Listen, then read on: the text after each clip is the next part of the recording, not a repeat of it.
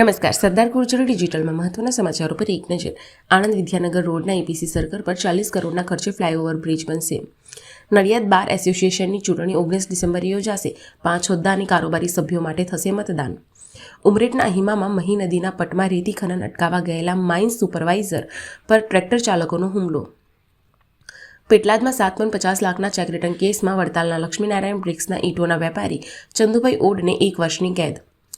નડિયાદના પીપળાતા ગામની કૃષ્ણા ડેરીમાંથી વધુ એક વખત 98,800ની મત્તાની ચોરી. દુકાનની પાછળ આવેલી દિવાલની લોખંડની ગ્રીલ કાપીને તસ્કરો અંદર ઘૂસ્યા. કૌભાંડ આચરાયાના આક્ષેપ વચ્ચે અમદાવાદ ફાયર વિભાગમાં સહાયક સ્ટેશન ઓફિસરના ઇન્ટરવ્યૂ રદ કરાયા. કોમનવેલ્થ ગેમ્સ પહેલાં અમદાવાદમાં બ્રિજનું સમારકામ. એલિસ સુભાષ અને ગાંધી બ્રિજનું રિપેરિંગ ચાલુ. સરદાર બ્રિજમાં કામગીરી અટકી. નવેમ્બરમાં દિલ્હી સહિત દેશના મુખ્ય એરપોર્ટ્સ જીપીએસ સ્પૂફિંગનો ભોગ બન્યા. સરકારે સંસદમાં સ્વીકાર્યું કે વિમાનના સિગ્નલ સાથે થાય છે ચેડા. પ્રદૂષણ માટે માત્ર પરાળી સળગાવતા ખેડૂતો જ જવાબદાર નથી. પરાળી પર દોષનો ટોપલો ઢોળતી કેન્દ્રને સુપ્રીમની ફટકાર. સ્વિટ્ઝરલેન્ડમાં ધનવાનો પર વારસાઈ ટેક્સનો પ્રસ્તાવ. 78% મતથી ફગાવ્યો. જન્મ સંગ્રહમાં જનતાએ જ વિરોધ કર્યો.